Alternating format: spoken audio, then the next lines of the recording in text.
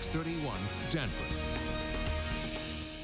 Convicted cop killer Troy Davis executed late last night in Georgia despite last-ditch efforts to halt it by those who say Davis was innocent.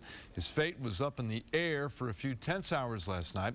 Protesters held a vigil outside the jail along with Davis's family while the Supreme Court went over the case one final time. After they denied the stay, Davis was put to death almost immediately. Thanks for watching. I'm Ron Zapoldo. And I'm Libby Weaver. With his last words, Troy Davis maintained his innocence in the 1989 murder of an off-duty police officer. Now, to many, his guilt remains in doubt, with 7 of the 9 witnesses who testified at his trial having recanted since then. His case is reigniting a national debate over the death penalty, a debate that will be coming back to Colorado. Fox 31 Denver's Eli Stokos joins us live tonight with more on that debate. Eli? Yeah, Ron, you know, these state executions around the country, they've become routine, but not this one. This one really is galvanizing this debate across the entire country. A lot of people look at this and say this was justice for that victim and his family. Others look at this and say this was an injustice, that the state most likely executed an innocent man. And they also think this could be a flashpoint that might lead states like Colorado to consider finally getting rid of the death penalty.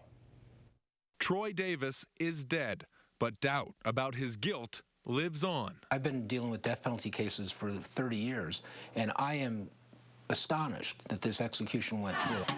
We won't let Troy Davis die. Davis's had become an international cause. Hundreds of thousands around the world signing petitions calling for clemency.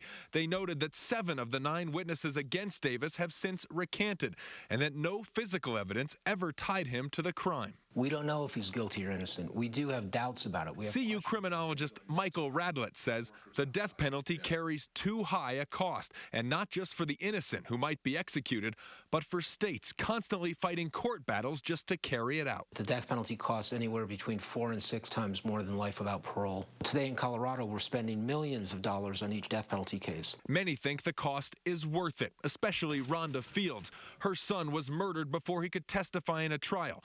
Now she's glad to see his 2 killers on death row. This case is about murder, it's about justice, and it's about the penalty. Last year, Fields was elected to the state legislature, and she'll be voting when in the next year or 2, lawmakers reconsider abolishing the death penalty in Colorado. The Troy Davis case really has internationally attracted more attention than any death penalty case in recent history.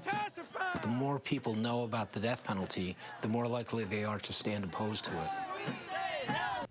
Now, the last effort to abolish Colorado's death penalty was 2 years ago on the last day of the 2009 legislative session. A bill that would have done that failed by just 1 vote. So the folks behind that bill, they are planning on trying again right now. They're just trying to decide when to do it, whether that's in 2011 or possibly a year or 2 after that. Reporting live, Eli Stokos, Fox 31, Denver. You know, this is one of those debates that's been going on for decades, and you wonder if there will ever really be any sort of consensus. No, and it's you can doubt that, actually, when you see how high these emotions are on both sides. Okay, Eli, thanks very much.